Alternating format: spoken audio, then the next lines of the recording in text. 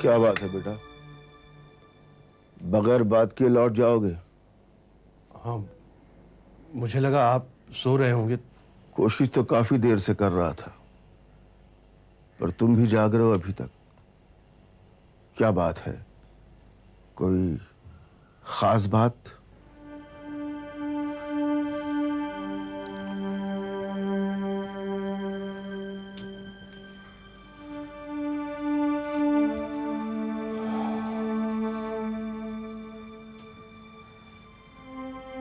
बाबा, हर बार मुझे अकेले को फैसला लेना पड़ता है और फैसला लेने के बाद मैं हमेशा दुविधा में फंस जाता हूं। मैंने जो किया वो सही था या गलत? ऐसा कौन सा फैसला ले लिया जिसके लिए आधी रात को मेरे पास आना पड़ा? आज उमाशंकर आए थे। उमाशंकर? क्यों? नोटों से भरा एक ब्रीफ केस लेकर आए थे वो। किस लिए? उन्हें लगा होगा कि जो हमारा नुकसान हुआ है उसकी वजह से कहीं शादी में हमारे हाथ तंग न रह जाए। वो हमारी मदद करना चाहते थे। फिर तुमने क्या कहा? मैंने तो इनकार कर दिया, लेकिन बाबा अब मुझे लग रहा है कि मैंने इनकार करके बहुत बड़ी गलती की है, क्योंकि सचमुच इस कॉन्ट्रैक्ट के हाथ से चले जाने से हमें प्रॉब्लम होगी। तुम्हारी दिमागी हालत मैं समझता हूं, लेकिन बेटा एक बात मैं यकीन से कह सकता हूं, तुमने बिल्कुल सही फैसला लिया। हमें आज की परवाह किए बगैर आने वाले कल पर तवज्जो देनी होगी। तुमने आज जो फैसला लिया उसका फल कल मिलेगा। जाओ, सो जाओ आराम से। लेकिन बाबा, मैंने कहा ना, सब ठीक होगा। जाओ, सो जाओ। आप भी सो जाइए। हर आदमी दो राहें पर कुछ ढूंढता मिला है, हर किसी के सीने में तुम मुझसे शादी करना चाहती हो? कोई गिला लव मैरिज? घर से भागना पड़ेगा हम दोनों को। भाग के शादी करने के लिए तैयार हो? हाँ। गुल सी है रोशनी फिर भी निगाह। तेरी वजह से वो लड़की अपने घर से भागने को तैयार हो गई। तेरी वजह से वो लड़की रात भर इंतजार करती रही। तेरी वजह से लड़की शादी अपने माँ बाप सबको भूल गई, और साला तू आन मौके पर नहीं आया। मंजिलें अपनी अपनी मंजिलें अपनी अपनी मंजिलें अपनी अपनी मंजिलें अपनी अपनी।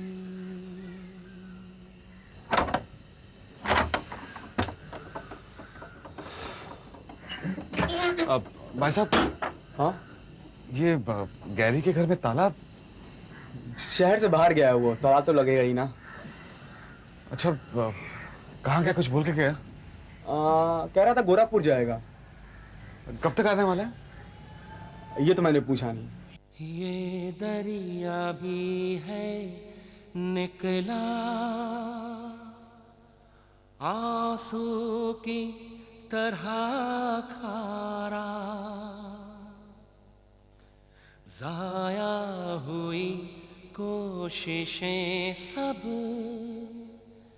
मुट्ठी से फिसला पारा, कांटे चुभेंगे पाँव में मुश्किल पड़ेगी सहनी,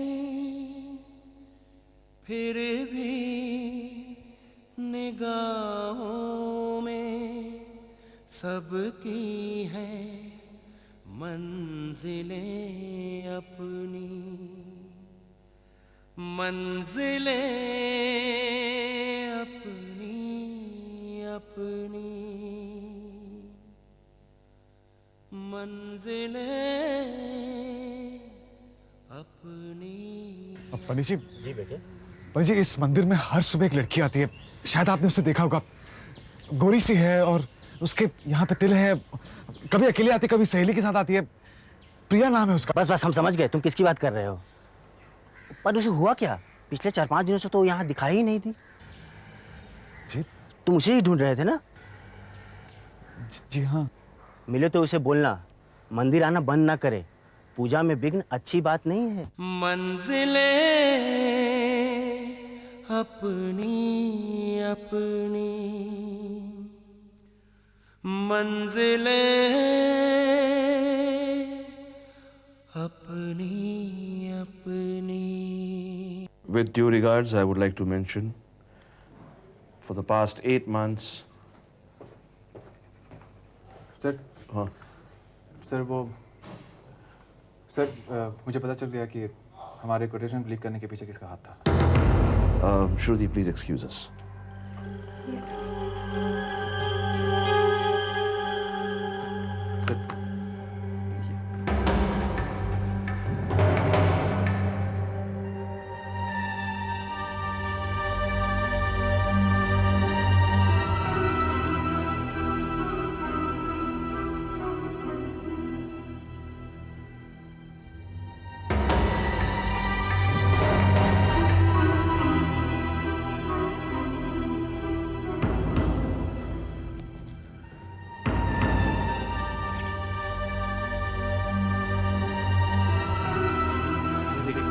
कैसा? बाकी का डिक्टेशन मैं कल दूंगा। ओके।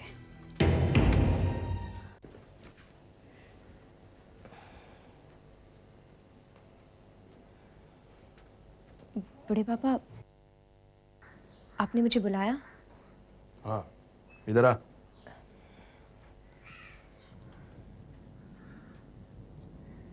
तेरा वो बिगड़ैल भाई कहाँ है? कौन? अंकुश दादा? नहीं तो और कौन? बड़े पापा, दादा इतने भी बुरे नहीं हैं। आप बस उसे हर वक्त डांटते रहते हो। बहुत प्यार करती हो अंकुश दा से। जी। जाओ उसे यहाँ भेज दो। आज मैं भी प्यार से उसे 2 बातें करना चाहता हूँ। बड़े पापा। क्यों? मैं प्यार से बात नहीं कर सकता उससे? अब देख क्या रही हो? जाओ भेज दो उसे। और सुनो, मुझे पता है वो इनकार कर देगा। उसे यहाँ भेजना तुम्हारी जिम्मेदारी है, समझी? जी बड़े पापा।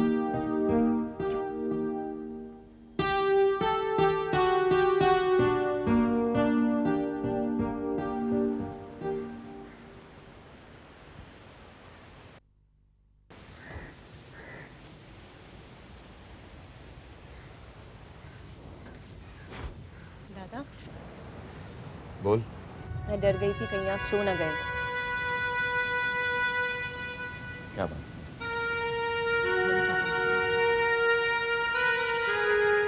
क्यों? बात करना चाहते हैं तुमसे। उन्होंने आज तक बात की है क्या कभी? सिर्फ अपनी कहते हैं और चाहते हैं कि हम सब चुपचाप सुनते हैं। मिल लो जाकर। मुझे नहीं मिलना। बड़े पापा ने यही कहा था कि तुम मिलने से मना करोगे, पर मुझे जिम्मेदारी दी गई है कि मैं तुम्हें उनके पास भेजूं। तेरे कहने से क्या मैं चला जाऊंगा? जाओ ना अंकुश। देख, तू उनसे जाके कह दे कि अंकुश सो गया। क्यों ऐसा कर रहे हो? बड़े हैं ना हमसे। देखिए, रिश्ता बड़े और छोटे का नहीं है। ये रिश्ता एक मालिक और गुलाम का है। वो कहीं उठो तो हमें उठना पड़ता है, वो कहीं बैठो तो हमें बैठना पड़ता है। मर्जी वो अपनी करते हैं और कहते हैं कि ये सब तेरी भलाई के लिए कर रहे हैं बेटे। इंतजार कर रहे हैं तुम्हारा। अच्छा जाता हूं मैं, लेकिन अभी बता दूं कि वहां क्या होने वाला है। वो सवाल पूछने वाले हैं मुझसे और मैं उन सवालों का जवाब सिर्फ हाँ में देने वाला हूं। बेटे हाँ, तूने अपनी जिद छोड़ दी? हाँ छोड़ दी। बेटे तू शादी के बाद क्या खुश रहेगा? हाँ जी खुश रहूंगा। तू नंदा को खुश रखेगा? हाँ रखूंगा। बेटे अपनी खानदान की इज्जत बनाए रखना? हाँ बनाए रखूंगा। हाँ हाँ हाँ।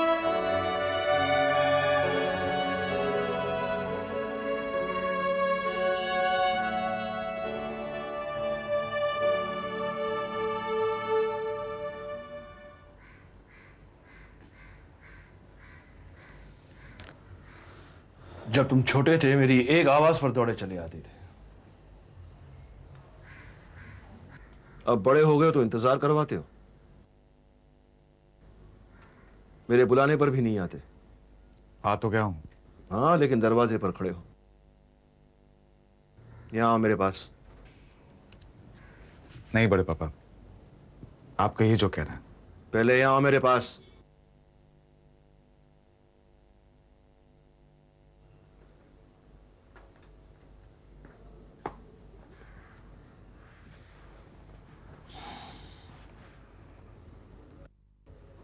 बड़े पापा कहता है, लेकिन इसका मतलब जानता है? इसका मतलब है तेरे बाप से भी बड़ा दर्जा है मेरा।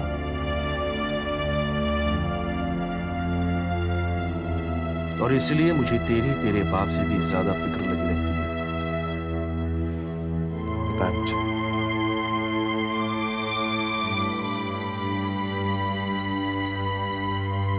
बेटे मैं तेरे दिल की हालत समझता हूं, लेकिन परिवार की साख भी कोई चीज होती है। इसीलिए मैं चाहता हूं कि तू अंदर से मजबूत बन जा।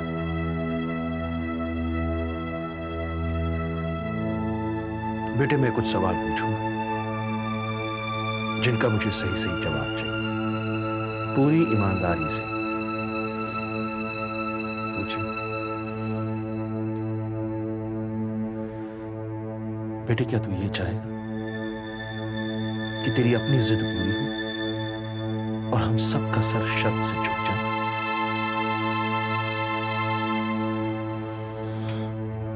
नहीं। क्या तू ये चाहेगा फिर से तू घर से भाग जाए और नंदा के घर वालों के सामने हमेशा के लिए हम सब अपराधी बन जाए? नहीं। क्या तू ये चाहेगा कि तेरे दादा जो हमेशा बीमार रहते वक्त से पहले हम सब कुछ? नहीं। बेटे क्या तू ये चाहेगा कि अपनी मोहब्बत हासिल करने की जुनून की वजह से उस लड़की नंदा की जिंदगी बर्बाद हो, जो तेरे साथ अपना घर बसाना चाहती है? नहीं बड़े पापा, नहीं। तो जाओ बेटे, हंसी खुशी नई जिंदगी की शुरुआत करो। नंदा के साथ शादी करो बेटे।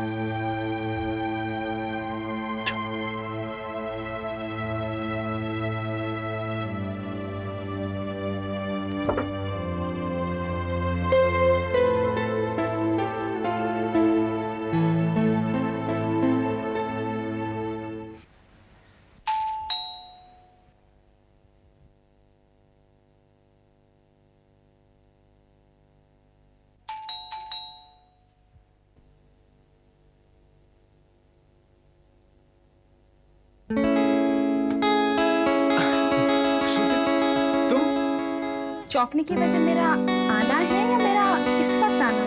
वो इनफैक्ट दोनों है। आओ ना, आओ कम इन। अरे तुमने मुझे अगर पहले कह दिया होता तो मैं कुछ इंतजाम कर लेता। कम इन, कम इन, कम इन। अरे तुम तो खड़ी हो, आओ ना। सॉरी, आओ।